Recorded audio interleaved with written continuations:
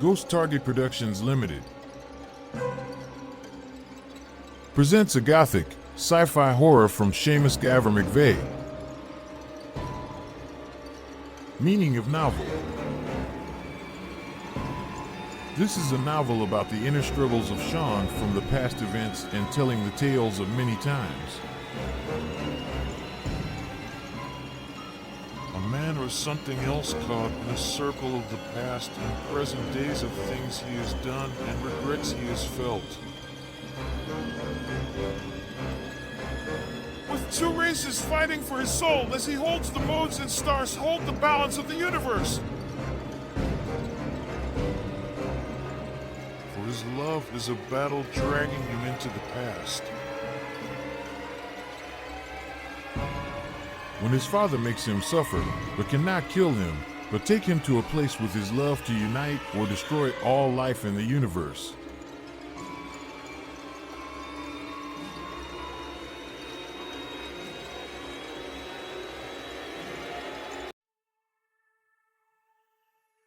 Inner Demons.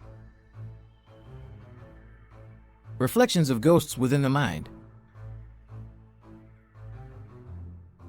Chapter 1. Nights often seem to constrict the view within a room, ensnared in a single mind or perhaps two, entangled in the reflections of 7 visions, suns and moons that blaze through the darkness.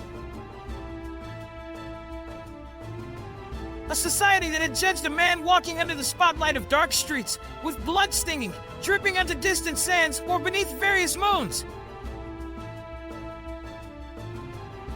7 stings in a visage that will never mirror among the stars or the azure haze on the horizon of the black hole that alternates between light and darkness. Gazing at a star that dims, then ignites in the far corners of Sean's eyes, or perhaps within his mind.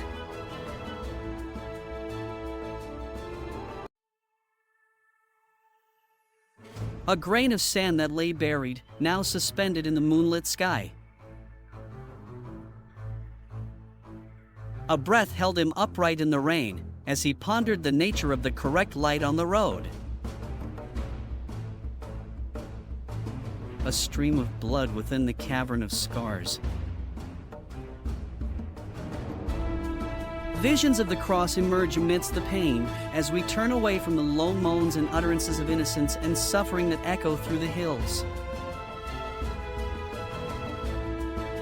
Just remembering the joy of the killing and seeing the destruction of entire races. He gazed upon the face while grasping the 7-bladed sword, its sting piercing the minds of the myriad images that danced through time and space before him.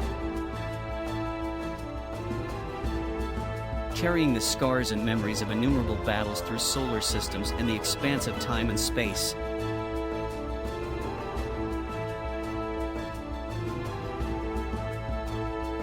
Hearing distant voices, feeling pride amidst others' pain, knowing he once reviled in it long ago.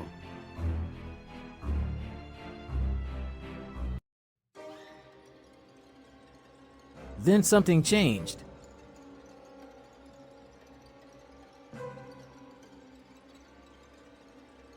Beholding the 7 stars, capturing the essence within a planet beyond his own consciousness. Thoughts and desires abound. He wonders, why does this planet ignite such passion within him? The land. The people. The spirit they harbored within was never to be unveiled. And during the rift in his soul, he confronted those who betrayed him, seeking to strip away his life. Haunted by the shadow that lingers to this day, they clashed on the sandy shore and in the sea's embrace. The father, with tears in his eyes, proclaimed, "He is mine."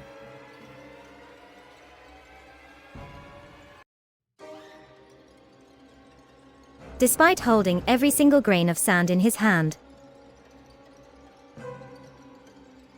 Sean understood the sacrifice he had to make. Yet, he believed that one day he would align the stars in his mind and conclude the battle raging within his heart. Yet he remains uncertain of how to unite the moons and suns, as this vision is obscured by the forces and the cold shadow that now dwell within his mind,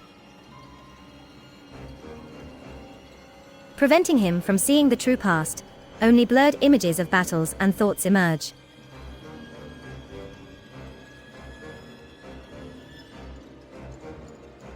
Visions of those who will aid him arise. Perhaps it was they who rescued him from destruction, whether on this planet or another. Why is he here, he wondered. Perhaps to shield me from the dark truth, or to seek out those who must be destroyed. He was aware that it had occurred at a specific location and time.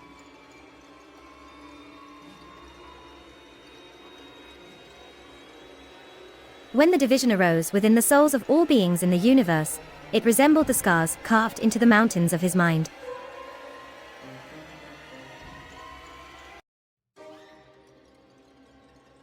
Sean shook his head, momentarily baffled, and thought, how could that possibly be me? Observing fragmented glimpses of his actions through time. Yet, he knew that something was being concealed from his awareness. He wondered why he might have turned away from the destruction and the tight bonds of brotherhood he had formed through death and blood. Aware that it was the night of the so-called final solution against the enemies within the land, he was haunted by memories of a past child gazing into the universe. Aware of the next steps as he surged forward, reflecting in the sea's mirror, yet conscious of the many lives he had taken within his realm.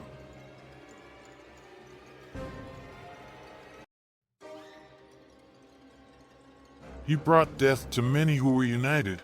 Now it was a battle for a race unaware of the enemy within. The Gormanduses needed to gain control and annihilate the Orthians on this planetary plane, while Shaw was plagued by visions of the betrayal he had instigated, fully aware that he was the pivotal link in it all.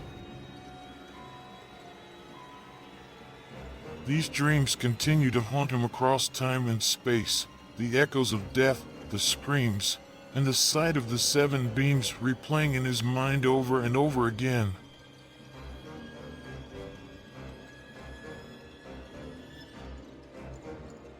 Only to watch the dark void snatch it from his grasp. He pondered when he would bring together the moons, stars, and seven suns.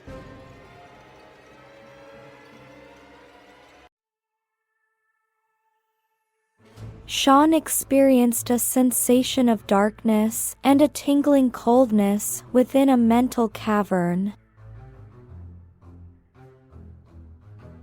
Darkness dwelled within his silent soul, and battles raged against the essence of time as he observed a solitary figure seated on the cave floor, surrounded by drawings of battle scars.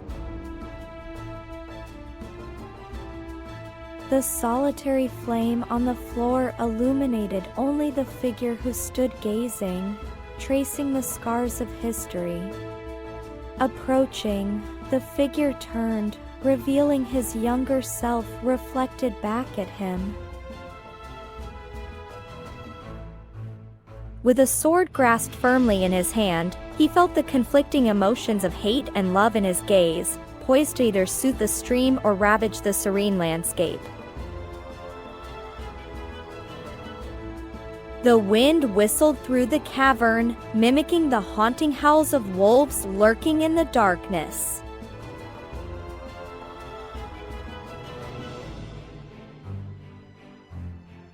He advanced towards the flame's glow, and the chill enveloped his slight frame. Gazing up at the scar marking the cavern's tomb, he edged closer to the aperture, his trembling hands struggling to grip the lengthy sword. Echoes of past battles and the wolf's bloodthirsty howls filled the air once more.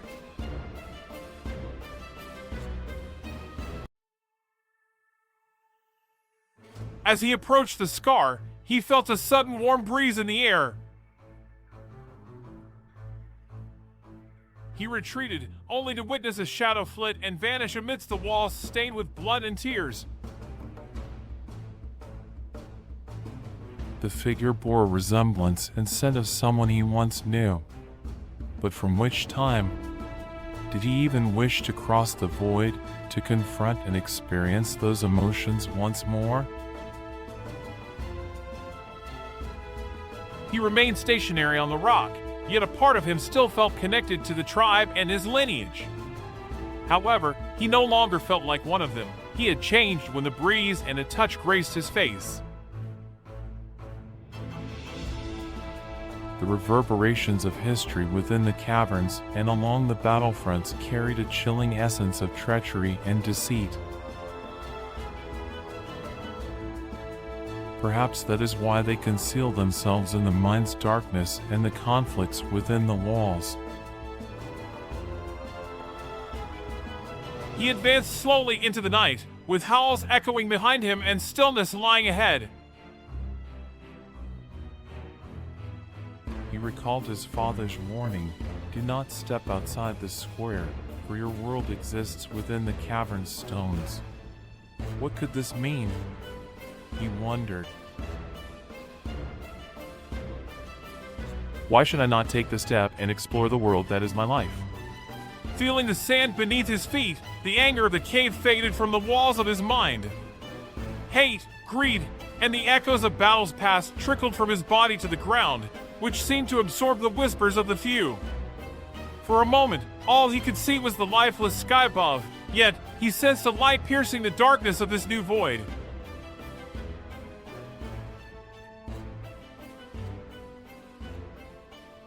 A beacon of hope, a solitary dream amidst a vibrant culture of life, and a newfound warmth in the sky that extends its hands and love to all within. As he turned, he felt the darkness at his back and the echo of cries dying within his mind. Summoning him back to his rightful place, where he is meant to be always. Promising him unparalleled wonders and treasures beyond imagination. Turning once more into the voiceless darkness, merely a light unseen within the cosmos, yet felt within the soul, mind, and body. He was uncertain of its meaning and where it might lead, yet he felt compelled to witness the view he had been warned against observing. He stepped forward to the rock's edge, his body shivering as cries for help pierced the night.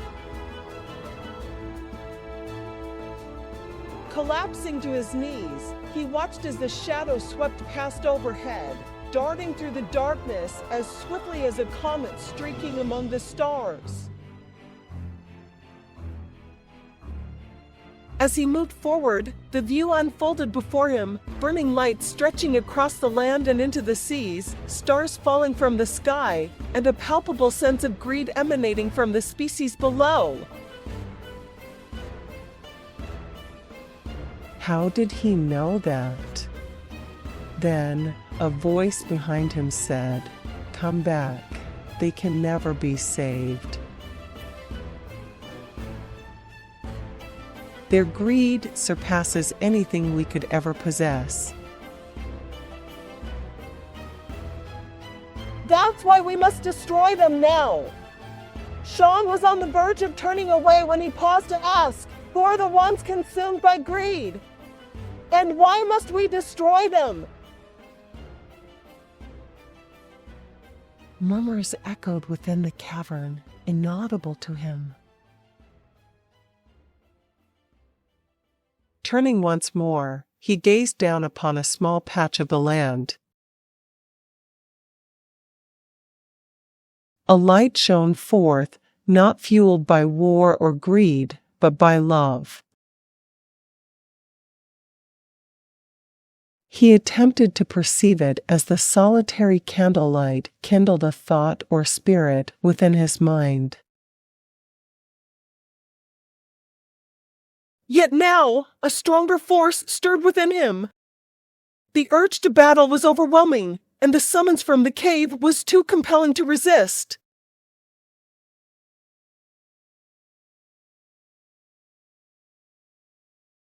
The allure of life, wealth, love, and supreme power was overwhelming. Yet, he knew that deep within, if given another chance, he would stand here and choose differently.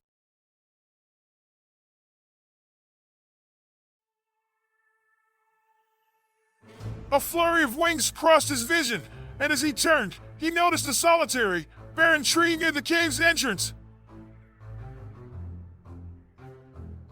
Amidst the darkness and the struggle between love and hate, he came to think darkness appears to be the most potent light. Then, he noticed a figure and approached it. A sweet aroma and a surge of emotion swept through him, compelling him to turn back towards the solitary star that illuminated the small expanse of land within his view. A slight smile appeared on his lips, but it quickly faded when he heard the cavern's growl. A figure with eyes that glowed like embers stood before him, its gaze fixed upon him. Sean was acutely aware of the internal struggle he faced at that moment. But who are these individuals, and what do they seek from me? Not a word was spoken. He recognized the silhouette on the tree as a blackbird, an entity he had previously sensed and witnessed through its eyes.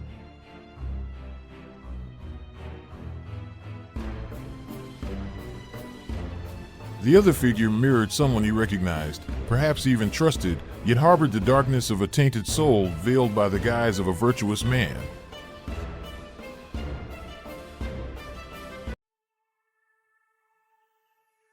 He paused for a moment to consider if he truly had a choice of which figure to follow in his life.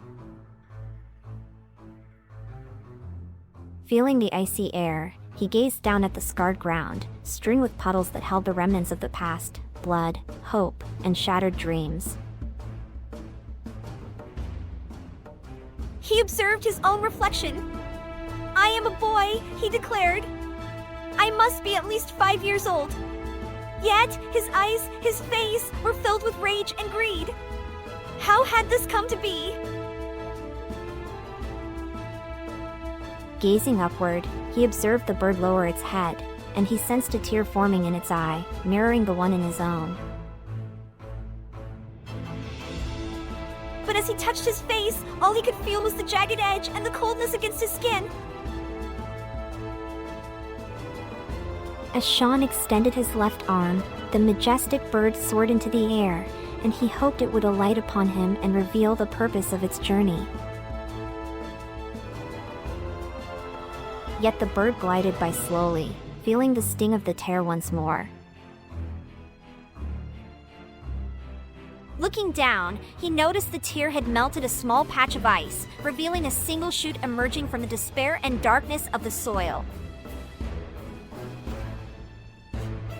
As he stepped back, the air grew colder when the figure dashed away, and he found himself once again sitting in the cavern, surrounded by chants and cries that spoke of death and glory.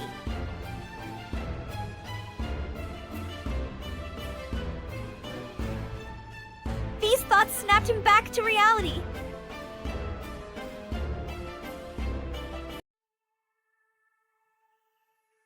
Sean sat silently in the darkness, his fears whispering to him as the shadows appeared to draw nearer.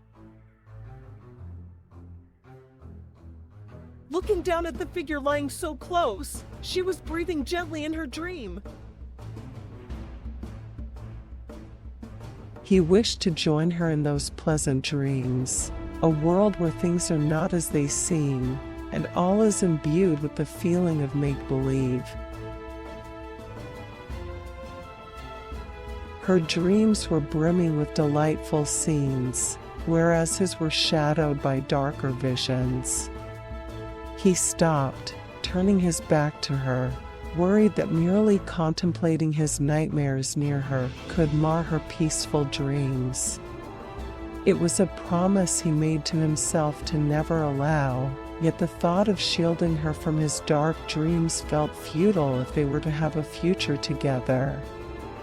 With a deep sigh, he looked out the window at the clouds meandering across the night sky. As his eyelids became heavy, he gazed into the dark expanse of the sky, aware that the time for dreaming had arrived. Perhaps things would be different now, for he sensed a change within himself. Natasha had introduced a warm glow to his existence, rekindling his faith in the simple joys of life and igniting a warmth within him. Sean hadn't experienced such emotions or the sensation of love in a long time, as if he were emerging from the wilderness. Yet he feels the ice upon the nape of his neck, a periodic reminder of his bitter history. He senses the transit of moons and the division of hemispheres under the starlit dreamscape within the ambience of time.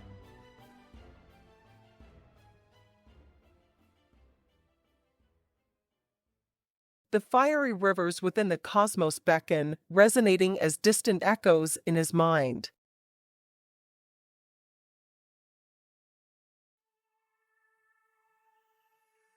Aware that he must confront the demons of his past and understanding that Natasha needed to accompany him, Sean believed the only path forward was for her to learn the truth about his history.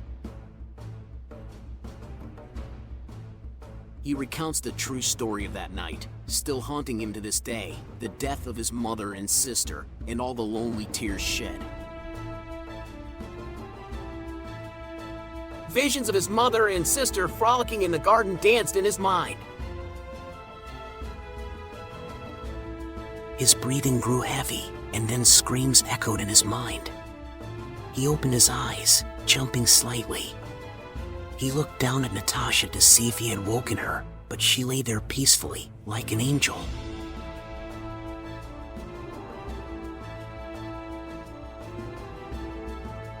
Could he truly draw her into such a realm? He pondered if she possessed the strength for the journey, uncertain of his own. Returning to a domain of anguish, would his sanity endure? Could she withstand visions of such torment? For even a tender rose might perish in such frost.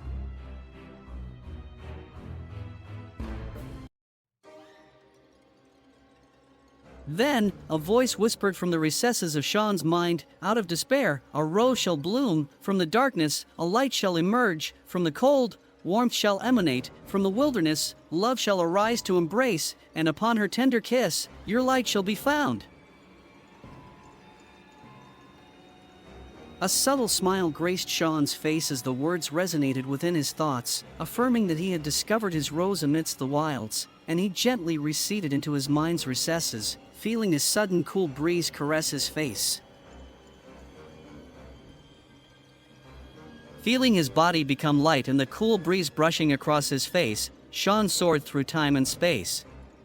He felt an unparalleled freedom as he stretched out fully while flying. Feeling like Superman, he spun as he flew, the world whirling in his mind's eye, green grass and drifting clouds blurring together. Abruptly, he faced a cluster of ominous trees ahead. Darkness conceals 1,000 lies, he mused. Within those trees, he sensed something, a malevolent presence that chilled him to the bone. He attributed the visions to the rapid spinning of his thoughts, believing it caused him to see things that weren't there. Then, abruptly, he spotted what appeared to be eyes in the wood, shining from the darkness towards him. Sean was captivated by the sight as numerous eyes blinked in unison within the darkness. It seemed as though 1,000 cats were gazing out from the shadows, their eyes fixed upon him. Sean experienced a shiver coursing through him as he gazed into the malevolent eyes emerging from the shadows. He attempted to avert his gaze but found himself unable to do so. It was as if something was beckoning him, causing his body to abruptly freeze in midair.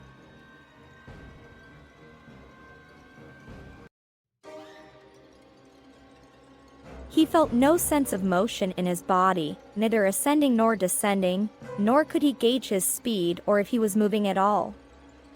All that filled his vision was the enigmatic forest drawing nearer, its branches extending towards him as if in greeting. He could feel their coarse yet gentle touch against his face, the scent of moist earth enveloping him as they appeared to glide along his body. Peering into the darkness, he perceived what appeared to be a multitude of branches extending like arms, converging upon his body, enveloping him, encasing him as if he were a nut in a shell. Initially gentle, the branches began to constrict abruptly, compelling Sean to gaze upon his body and witness the branches clenching tighter, drawing his arms to his sides as if to entomb him. He was unaware of how his arms ended up there, as if a mysterious force was commandeering his body, compelling him to act unwittingly. His breathing grew labored as the branches constricted his entire body, allowing just enough space for his lungs to contract and expand. It seemed as though the branches were transporting him, and he became acutely aware of his breathing, each labored inhalation echoing in his ears. Sean's gaze was fixed on the ground, too intimidated to confront the enveloping darkness above. As it seemed to swirl rapidly before his eyes, he was gripped by a childlike fear, rendering him unable to lift his gaze. Suddenly, he noticed two branches coming into view, and to his amazement, they appeared to sprout hands. The branches began to peel back, revealing the bark beneath. As he watched intently, the surface began to pulsate as if it had a heartbeat. Veins sprawled across the pale bark, splitting outward like fingers, growing in size with each glance he took from one to the other. Flesh seemed to envelop the bones, intermingling with veins and draped fat, masking it all like a second skin.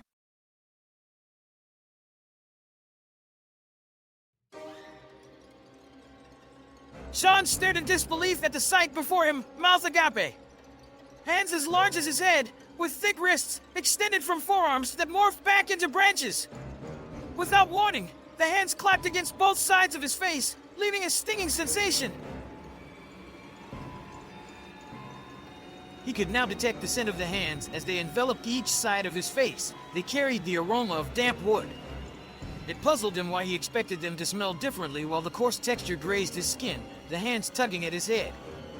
Initially, he resisted, straining his neck to prevent his head from being lifted, but the intensifying pressure forced him to relent, fearing his head might burst as the veins in his neck tightened to the brink. Sean was hesitant to look up at the woods, torn between fear of the unknown and a curiosity to explore the danger. Initially, he shut his eyes, letting the warm air caress his face, only to be assaulted by an atrocious odor. The foul stench and the air's heat combined to irritate his nostrils, inducing a cough as it invaded his throat.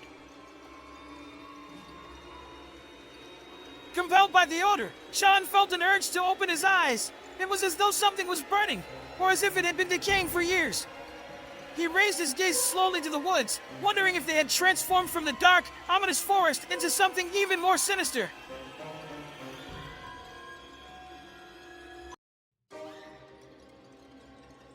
The heart of the forest had become a pool of fiery, blood-red liquid. It appeared to pour out of the woods like acid, the trees forming what resembled a gaping mouth. As this crimson blaze flowed forth, it devoured all the innocents in its path. Sean looked down to see the earth itself being engulfed by the malevolent red substance, while a fog of demise ascended skyward. The stench was unbearable, and as he approached, the acidic fumes brought tears to his eyes. It felt as though it was searing through his face, causing a sharp sting in the back of his eyes as he moved through it. Then he heard a familiar voice say, "Look at what we have already created upon this earth. There is still so much to do. So, stop being so stubborn and come back to the fold." Shaking his head, he knew he would never return, or would he? As Sean emerged from the thick of the vapor, the warm air caressed his face once more, and his eyes welled up. he believed he heard loud breathing in his ears. Initially, he assumed it was his own breath, but as he examined the woods again, he realized the movement was synchronized with the breathing sounds. As he approached, he realized that the sound was emanating from the woods. It seemed as though the forest itself was breathing.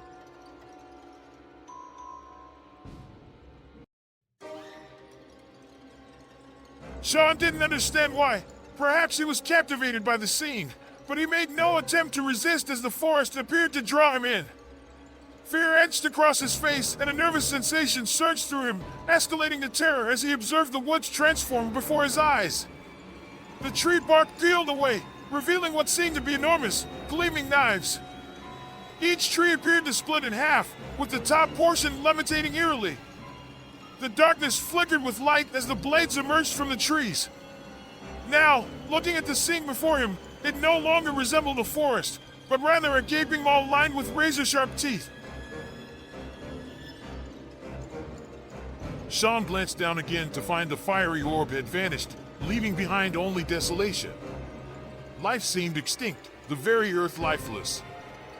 Visions of verdant worlds that must be raised flickered through his mind, accompanied by debates. A blanket obscured his view as he reached over a map, feeling a hand and a voice declare, "This must happen, son." Sean sensed his father's presence. Such ruin could only be his doing, with the sound of his scornful laughter echoing from the woods. Looking up once more at the now wide-open, luminous maw shining amidst the gloom. The derisive laughter echoed in his ears, the stench of tainted air sweeping over him. Afar, he discerned what appeared to be two malevolent dark red eyes looming above the glowing timber. They glared down at him with a deathly gaze, and Sean knew these were the sinister eyes of his father. Suddenly, he experienced a moist sensation on his body that turned sticky as it seemed to climb his outstretched neck. His skin crawled as it slid over his Adam's apple and then across his chin. Sean glanced down and realized the hands that had been cradling his face had vanished. The scent of damp wood mingled with the odor of rotting fish or flesh lingered. Looking down, he saw his body was no longer encased like a nut in wood, but enveloped by what resembled a massive tongue. The tongue extended in front of him, trailing back to the wood and vanishing inside. Sean examined the mouth, and as he did, the tongue's tip rose before his face.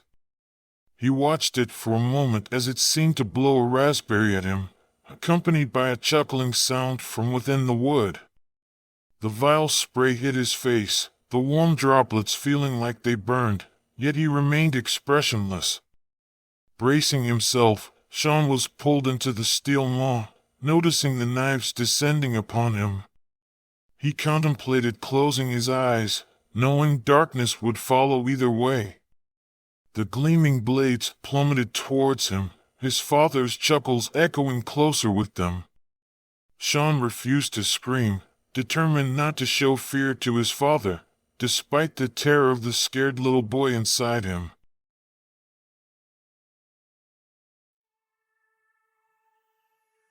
He had bottled up his fear for so long that he expressed it in other ways, such as mockery, laughter, or acts of violence.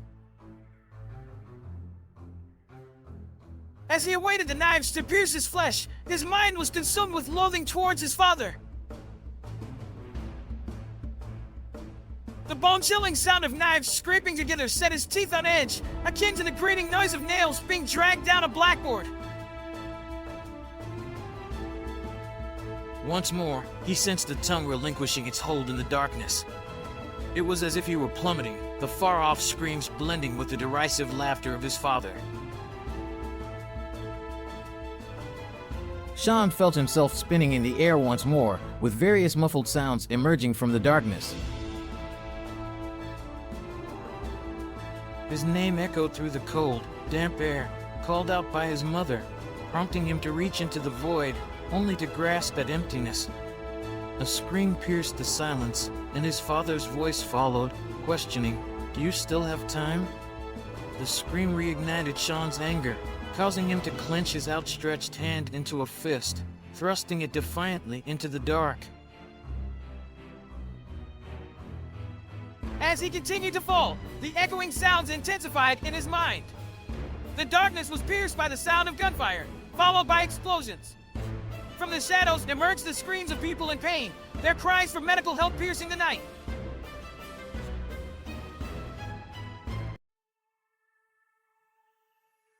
In the darkness, an image flashed, and Sean saw a figure standing over two others. One lay still on the ground, while the other appeared to be pressing down on them. The scent of spent rounds filled the air as Sean looked up to see tracers streaking through the night like fireworks. Then David's voice reached him, shouting. Turning back to the figures, Sean saw David's contorted face. He seemed to be saying something, but it was indiscernible. Suddenly, David grabbed Sean, pulling him down, and said, "Get down, mate, you're skylining. Do you want to get killed?" Before Sean could respond, David's focus shifted back to the person on the ground. As Sean was about to speak, David turned to him again, slightly lifting his body off the ground, and declared, "Penfold's gone." Sean froze, staring at David, thinking, no, he made it through the conflict. What's happening? Then, looking at Penfold's face, twisted and different, he realized this was not the jovial, cheeky friend he once knew. As he gazed at Penfold, the visage transformed before him. It was now the face of his younger sister. She appeared to be sleeping, yet the chill he felt as his trembling hand brushed her cheek was unmistakable. Overwhelmed with emotion, he cradled her in his arms, her cold, still face pressed against his. Abruptly, the roughness of stubble against his face prompted him to draw back, and he was confronted once again with a different face, that of his father, who chided, "I didn't know you cared, you big girl's blouse." Shocked by the vision and the words, Sean let the figure fall to the ground as he instinctively reached for his weapon. Holding it in front of him and taking aim, he heard David scream, "What the hell are you doing?" The face morphed back into Penfold's, his father's laughter echoing, whispering in his ear, "Over here." Sean turned, his finger tightening on the trigger, the rounds firing, the rifle recoiling into his shoulder, the sharp scent in the air, and smoke rising before him.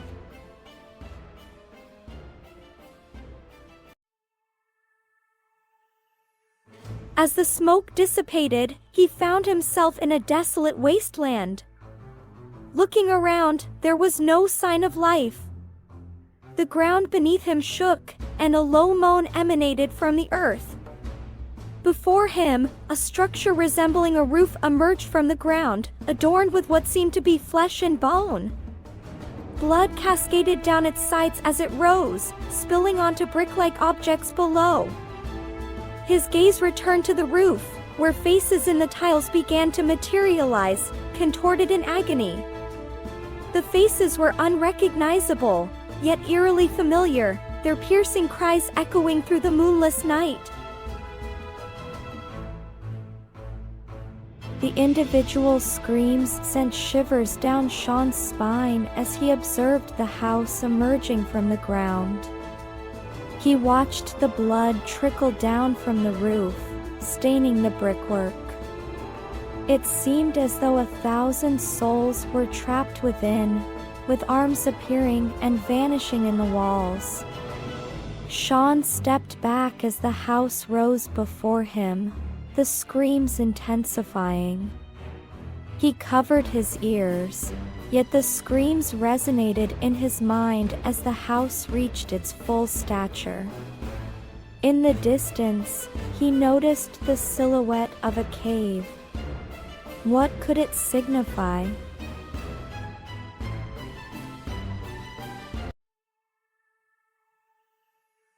Sean was knocked off his feet as a gust of air burst from the base of the house. He hit the ground hard, his head spinning as he lay there, trying to collect his thoughts. Gazing up, the stars seemed different, as if he were observing them from another time and place. The notion that he was viewing them from the opposite side crossed his mind, but he dismissed it as impossible. As he stood, he found himself in a forest, a dimly lit path stretching before him. Turning, a chill crept up his spine as he faced total darkness. Extending his hand into the void, his heart pounded against the coldness until his fingers brushed against what seemed like a cold wall. Frustrated, he struck the wall, his punch echoing like a distant bell. This barrier had always obscured the truth of his past, marked by death, pain, and destruction. He pondered if confronting his past was the only way to break through, to face the demon that barred his progress. Realizing he could not venture back, he faced the dimly lit path once more. Thinking, well, if this is the path I must journey upon, then so be it. Sean was not convinced, but it was his only option. He felt as if he was constantly being watched, prompting him to stop frequently and peer into the trees, half expecting to see shining eyes gazing back at him. Was it merely his imagination? As he turned, he thought he glimpsed two glowing figures vanishing behind the trees. He wanted to shout out to them, but the words wouldn't come. He reassured himself it was all in his mind, that he needed to be courageous. Moving forward, he suddenly felt a cold touch on his shoulder and an icy whisper in his ear saying, "Go back." Startled, Sean spun around, only to be met with darkness once again. He realized this was the Middle Land, the realm he had inhabited ever since he renounced the savage battles and the vow to the Dark Moon.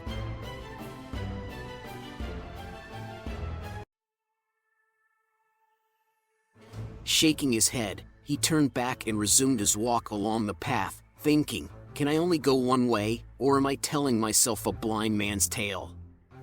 As Sean pondered this, he realized the absence of any nocturnal creature's sounds.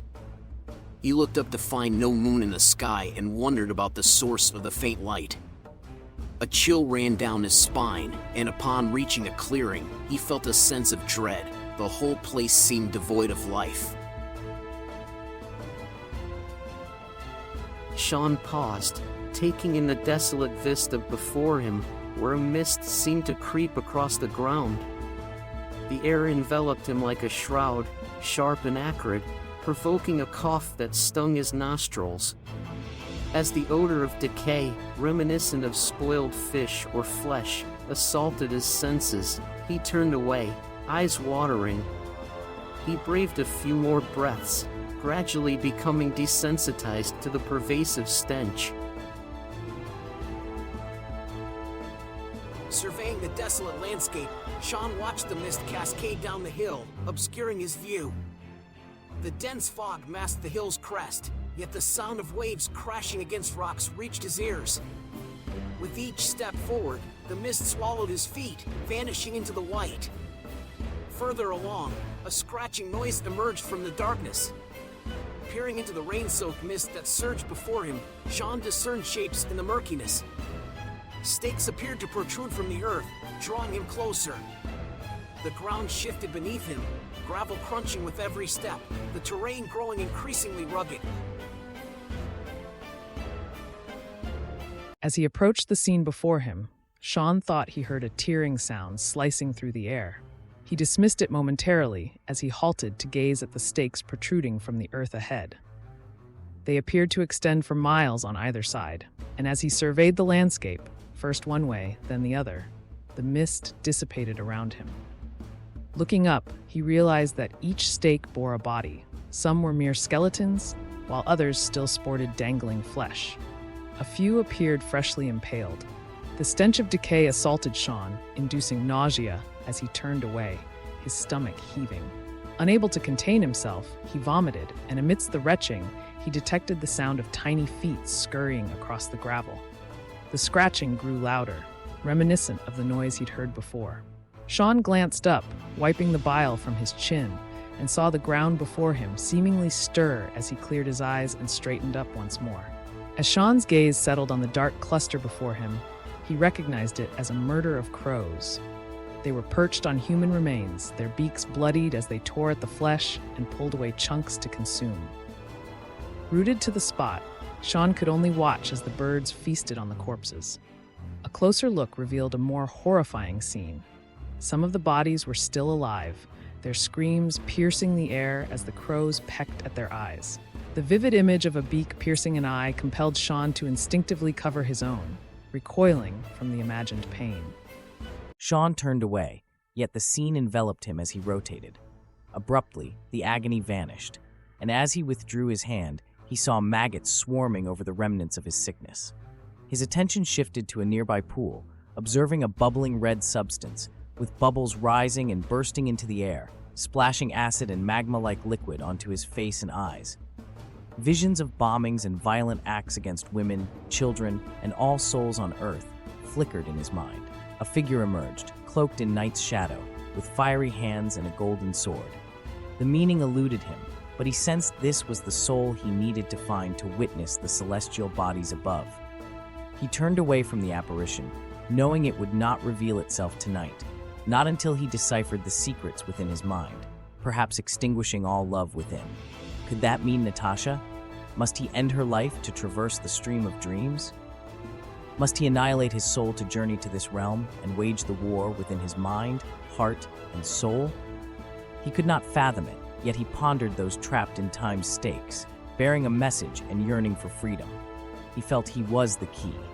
Would sacrificing his love and life be too great a price for their liberation? If it were solely his, he would relinquish it in an instant. But the star he discovered held more. She embodied something beyond life, rooted in the earth and woven into time's fabric. What was it? Did she comprehend its nature? How could he uncover it without harming all life and worlds? Contemplating this, Sean gazed into the water's depths and deep within himself. Sean thought he glimpsed movement beneath the surface and leaned in for a closer look. Suddenly, what appeared to be a massive snake emerged from the liquid, startling him into a jump. As the creature rose and then plummeted before him, brandishing 7 teeth and as many blades in its slimy grasp, Sean's balance faltered. He teetered backward, flailing his arms in a frantic bid to avoid tumbling into the murky depths. Grasping at nothing, he pitched forward once more, and with a relieved exhale, steadied himself. Beads of sweat trailed down his face, and his heart hammered as though on the brink of bursting.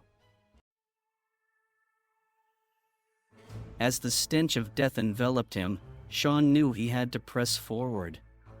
He treaded the path beyond the towering stakes, eager to escape the ghastly smell and sight, yet aware that his father had orchestrated even more terrifying ordeals ahead. With each step, Sean was assailed by a cacophony of screams piercing the darkness. Were they pleas for help or dire warnings? He couldn't be sure, as the voices spoke in a myriad of tongues. Some he identified as German or French, others reminiscent of archaic English or Latin, but their messages eluded him.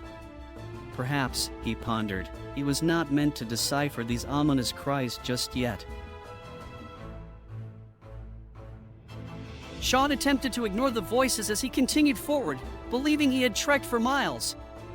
He was on the verge of halting when a massive dark shadow crested the hilltop, silhouetted against the sky.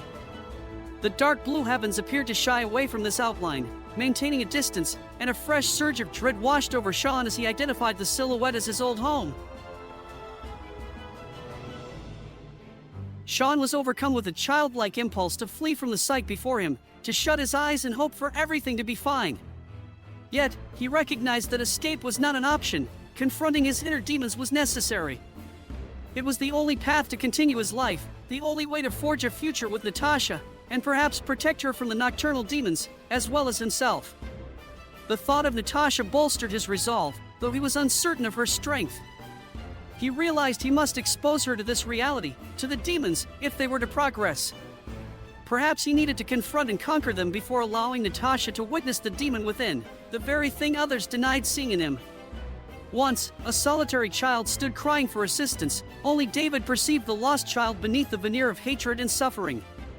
For this reason, David remained steadfastly by his side.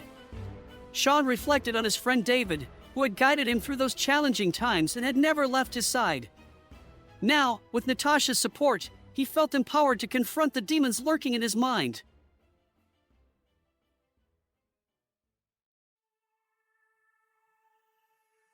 These thoughts snapped Sean back to reality, and he realized the cold, sinister breezes that had been buffeting him had ceased. Sean remained still for a moment longer, mouth agape, tasting the air as it flowed over his tongue's moisture. With a defiant shake of his head, he shut his mouth, and his eyes took on a resolute gleam. Moving in a rhythmic cadence, as though responding to a command, he began his confident ascent up the hill toward the house. As he approached, his stomach churned, and the house seemed to loom larger before him. Sean sensed something pass by, causing him to duck as he felt its presence overhead, momentarily distracting him from the house. Glancing up into the moonless night that enveloped him, he noticed a shape moving in the darkness. Initially dismissing it as a trick of his mind, his attention snapped back as something flew before his face. He observed it circling above, a raven as dark as the night itself, its eye a mere speck of white.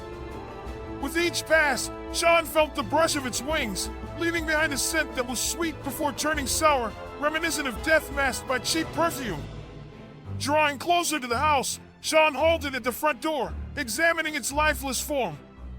Hesitating briefly, he extended his hand, and the door swung open with an ominous creak.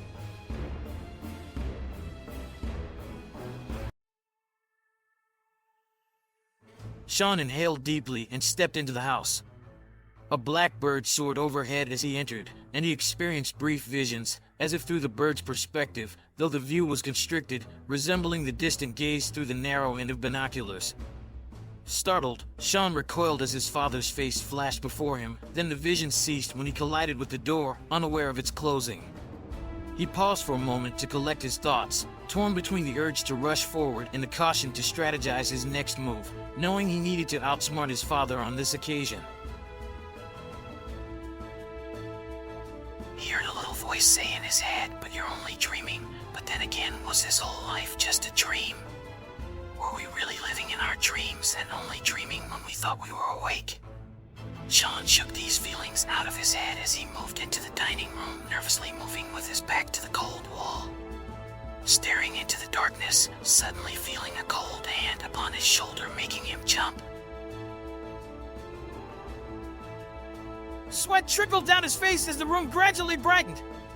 With the fading darkness, he noticed the room was populated with figures in various poses. Some stood, some knelt, and some lay prone. Sean's gaze fixed on the figure that had touched him. Cloaked entirely in black, it appeared as a statue, arm extended. He scrutinized it, sensing a familiarity with this figure, yet puzzled over how and from where.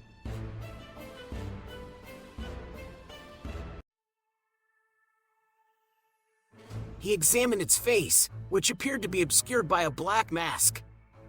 The eyes and mouth looked hollowed out, as if they were drawing the rest of the face inward. Sean extended his hand nervously to touch the face, questioning whether it was real or merely a figment of his imagination. To his astonishment, he watched his hand pass right through its head. A shiver of cold raced up his arm as it passed through the face and reached the wall behind, but the wall was not the expected bricks and mortar. It was soft, sticky, and to his astonishment, it pulsed beneath his touch.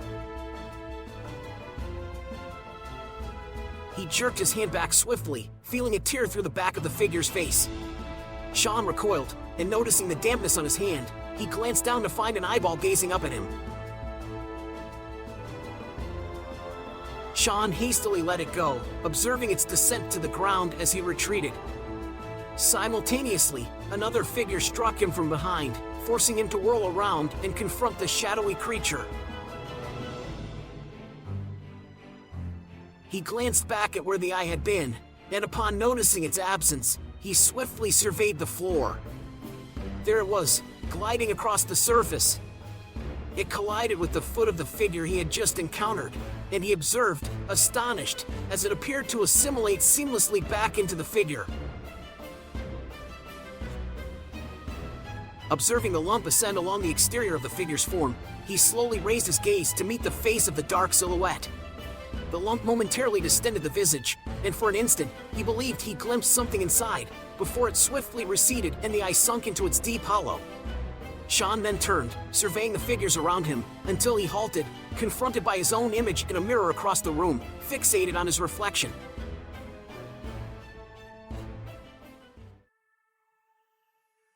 He advanced towards the mirror, continuously observing his reflection as if it were unfamiliar.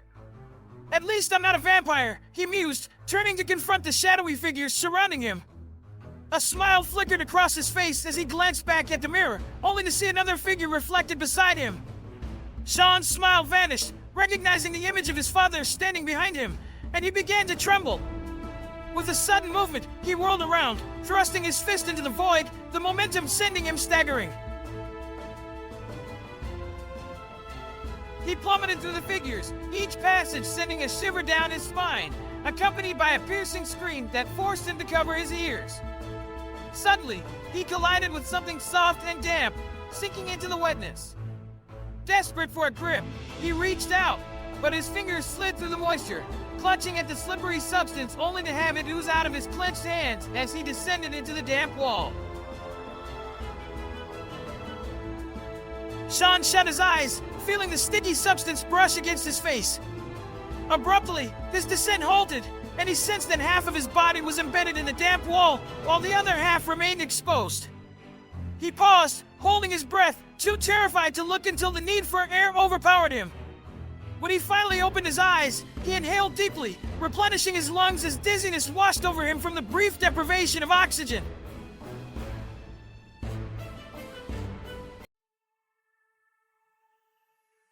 As Sean's head ceased spinning, he surveyed his surroundings and realized he was trapped in a peculiar vacuum. It resembled the interior of a human body, yet something was amiss. In the distance, tadpole-like entities swam around a massive, dark blob that Sean surmised might be a heart. However, it appeared lifeless and black. Suddenly, the blob pulsed, expelling another creature with each beat, accompanied by a piercing scream for help or perhaps mercy. Observing his surroundings, Sean noticed the entire area around the blob was slick with moisture. As he gazed upon the walls, he realized they resembled a vast ribcage encircling him, composed not of individual bones, but entire human skeletons.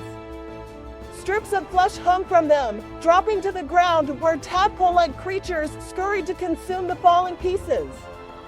In their frenzied feast, Sean caught sight of their deformed bodies, eel-like with boils festering and popping on their skin, giving the illusion of swimming through the wall. They moved as if through a liquid, indiscernible to Sean, resembling either water or some type of bodily fluid. He observed as they fought over a piece of flesh, resembling a pack of dogs, numbering in the thousands. The snapping of their teeth echoed as they vied for a morsel. Then, one turned its gaze towards him. Sean found himself staring back into the dark visage of the creature. Two red glows ignited, followed by an ear-piercing scream as it charged towards him. Paralyzed initially, Sean could only watch as the creature's blood-red eyes expanded, drawing closer.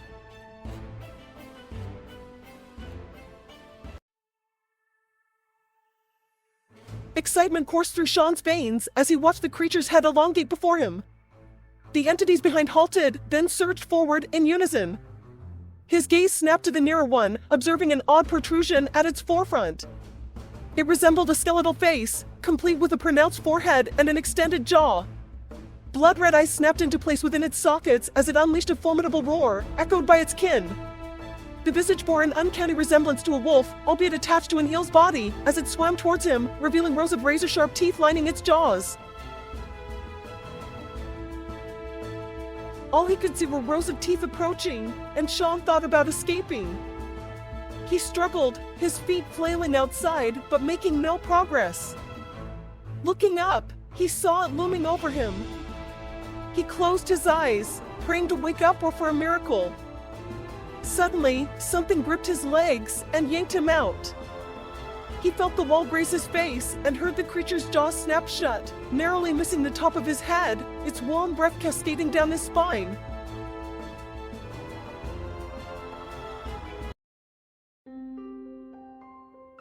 Now back in the house, Sean lay on the floor, gazing at the ceiling, his loud breathing filling the room. He marveled at his recent stroke of luck and wondered, who pulled me out, and why? These questions prompted him to rise, just as a voice drifted to him on the wind. A rare warm breeze, carrying the scent of sunflowers, caressed him, leading him to shut his eyes and let the aroma envelop his senses. In his mind's eye, a woman's figure emerged, standing amidst a sea of sunflowers in an open field. Gazing up at the clear blue sky, feeling its warmth on his skin, Sean thought, "This is where I belong," as his mother's gentle voice echoed, turning back to the figure that resembled an angel in the midst. The sun appeared to beam from her. "Perhaps she is the sun, the warmth in my life," he mused. She seemed to extend her hand and say, "Son, I can only assist you 3 more times," before she vanished from his thoughts, replaced by the scent of death emanating from the house, plunging him back into darkness. He reached for his mother as the shadows engulfed him once more, leaving him in the chill.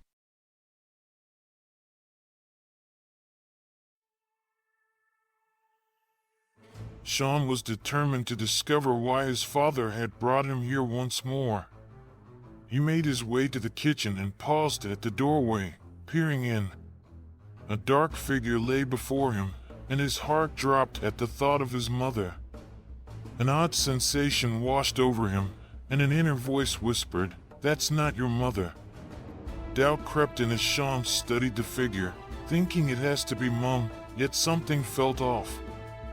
He scanned the room to ensure he was alone before cautiously approaching the figure. Sean knelt beside it, glancing over his shoulder and scanning the room to ensure he was alone. He cradled the figure in his arms, feeling its warmth, caressing it gently. He thought he detected a heartbeat and, in haste, flipped it over to gaze into its dark, lifeless face. As he watched, a familiar visage emerged from the shadows before him, radiating a faint glow that forced him to avert his eyes momentarily. When he looked again, Sean realized he was embracing Natasha, and his father's scornful laughter echoed as the face disintegrated into dust. Sean leapt up and, spinning around, he noticed 2 figures suspended in the window. Gazing at the diminutive shapes, he was struck by a profound sense of emptiness and pain. He moved 1 step toward them, but halted as an immense figure materialized before him, or within his mind. He couldn't be certain. Frozen with terror, he found himself unable to move as his father, wearing a sinister grin, told him, "That's all you need to see for now. Come again soon, son." Sean yearned to shout at him, but he was rendered mute, able only to watch as his father lifted a massive hand and tilted Sean's head back, saying, "It's time to wake up, sleepyhead." Sean's mind reeled, feeling as though it had been thrust to the back of his skull, and he sensed himself falling. Sean reveled in the sensation of falling, reminiscent of free falling, with the air rushing past his body, making him feel as light as a feather. His head whirled as he experienced passing through something, then landing on his bed with a thud. He hadn't physically moved, it was all in his mind, yet he felt as though he had fallen back into bed. After a brief pause, Sean felt a jolt within himself, snapping him back to reality.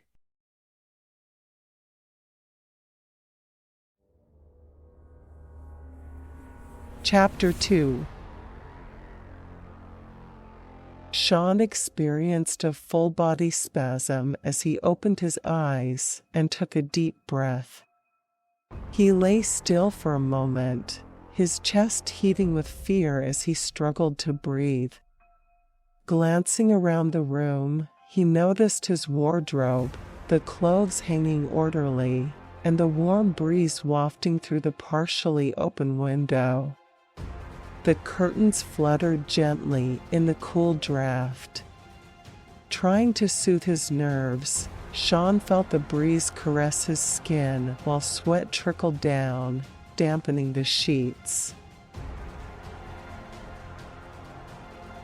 Sean's senses gradually returned as he leaned against the wall, the chill seeping into his back, his body seeming to steam as the cold breeze met his skin, dissipating warmth.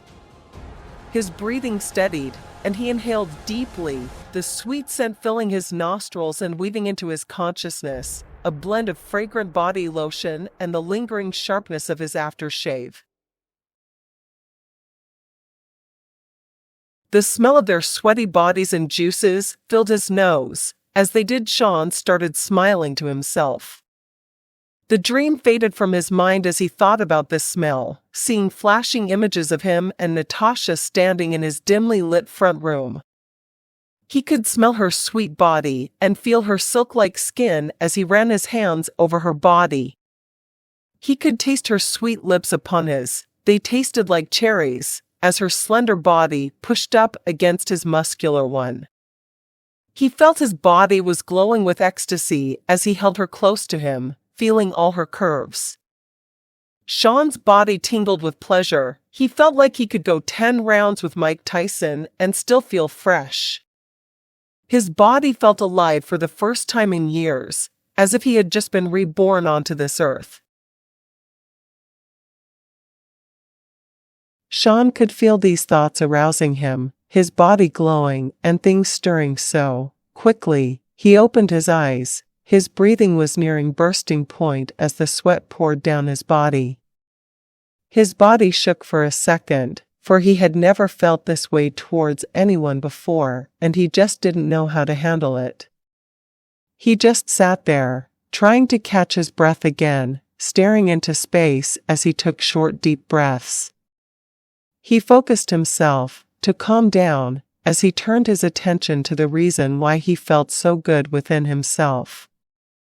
Looking down on the slender figure lying next to him, his eyes running up and down her slender frame, he gazed longingly at her tender body, and he just wanted to wrap his arms around her. He wanted to wrap her up in cotton wool and protect her from the outside world, but he knew that was not possible. He knew he had never wanted anyone like he wanted her, and every time he had to leave her to go back to camp, he hurt so much inside. It was a hurt that would never go away, emptiness only she could ever fill.